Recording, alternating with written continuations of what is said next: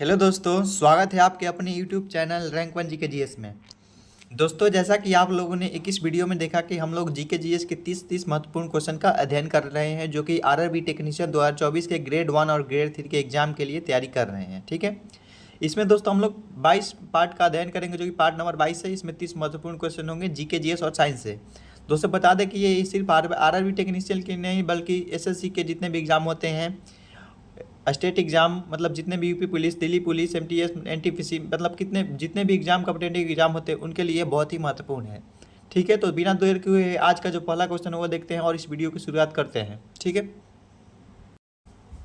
आज का जो पहला क्वेश्चन है दोस्तों, कबड्डी खेल में कितने खिलाड़ी होते हैं? जो कबड्डी खेल होता है उसमें कुल कितने खिलाड़ी होते हैं? तो दोस्तों बता दें, इसका राइट आंसर होगा ऑप्शन नंबर डी, यानी कि 7 खिलाड़ी होते हैं, जो 7 प्लेयर, यानी कि 7 प्लेयर होते हैं जो कबड्डी खेलते हैं। ठीक है, उसमें कुल कितने खिलाड़ी, जैसे क्रिकेट में 11 प्लेयर होते हैं ना, वैसे ही कबड्डी में सिर्फ 7 प्लेयर होते हैं खेलने के लिए। ठीक है, अगला क्वेश्चन देखते हैं, दूसरा क्वेश्चन आज का। सबसे ज़्यादा किस देश में झील पाई जाती है? झीलों मतलब झीलों का देश किस देश को कहा जाता है? ऐसे भी क्वेश्चन आ सकता है। तो इसका राइट आंसर होगा ऑप्शन नंबर बी, यानी कि कनाडा को। कनाडा को हम लोग झीलों का देश कहते हैं, यानी कि सबसे ज़्यादा झील वहीं पर पाई जाती है। ठीक है दोस्तों, अगले क्वेश्चन की ओर बढ़ते हैं। कौन सी मछली का पेट सर में होता है? ये कौन सा क्वेश्चन है? जो मछली है, कौन सी ऐसी मछली है जिसका पेट जो है सर में होता है? तो दोस्तों बता दें, इसका राइट आंसर होगा ऑप्शन नंबर डी, यानी कि झींगा मछली जो है उसका जो सर है वो पेट में होता है। ठीक है, हम लोग का तो सर ऊपर ही होता है, उसका जो है पेट में ही होता है। ठीक है, अगला क्वेश्चन देखते हैं, चौथा क्वेश्चन आज का। सबसे ज़्यादा अंडा देने वाली पक्षी कौन सी है? सबसे ज़्यादा अंडा देने वाली पक्षी कौन सी है? ऑप्शन नंबर ए में है कोयला पक्षी, बी में है तोता पक्षी, सी में है फीलू पक्षी और डी में है कबूतर पक्षी। तो इसका राइट आंसर होगा ऑप्शन नंबर सी, यानी कि फीलू पक्षी है जो है सबसे ज़्यादा अंडा देने वाली पक्षी है। ठीक है, अगले क्वेश्चन की ओर बढ़ते हैं, 50वां क्वेश्चन देखते हैं आज का।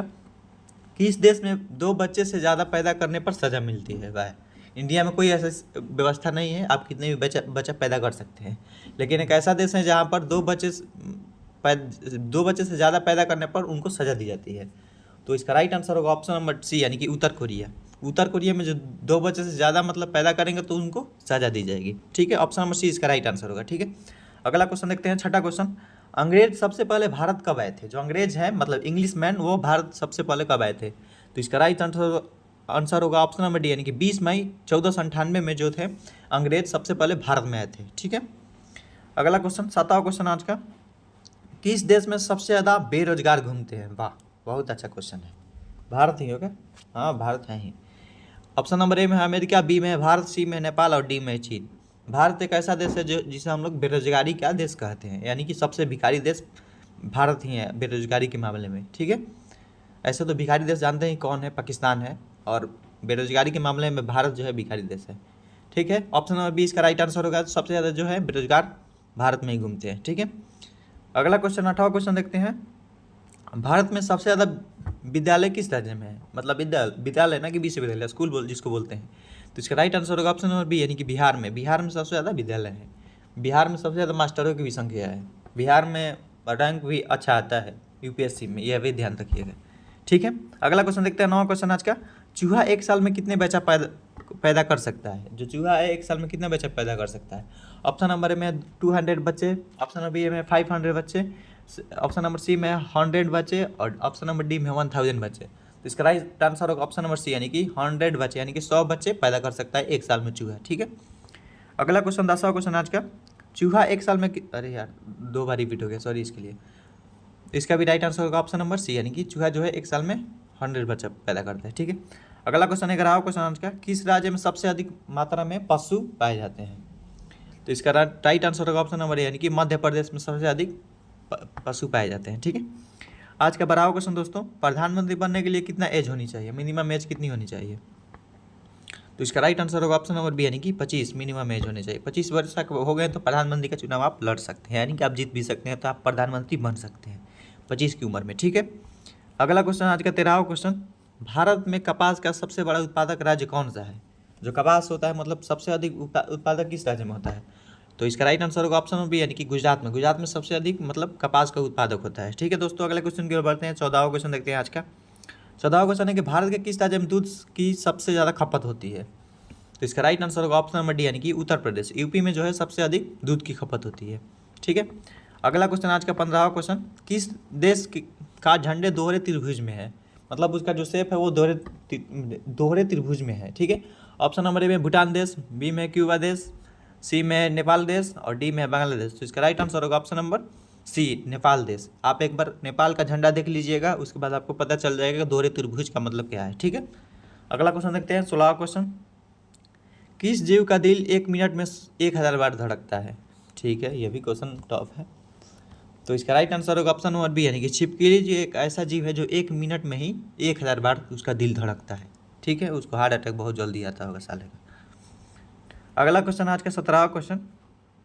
गूगल की स्थापना कब हुई थी? जो गूगल मतलब चल रही है उसकी स्थापना कब हुई थी? तो इसका राइट आंसर बता दे 1988 ईस्वी में, यानी कि डी इसका राइट आंसर होगा। ठीक है, अगला क्वेश्चन 18वां क्वेश्चन। मसालों का राजा किस देश को मतलब किसको कहते हैं? काली मिर्च, बी में इलायची, सी में लाल मिर्च और डी में हरी मिर्च। तो इसका राइट आंसर होगा ऑप्शन नंबर ए, यानी कि मसालों का राजा हम लोग काली मिर्च को कहते हैं।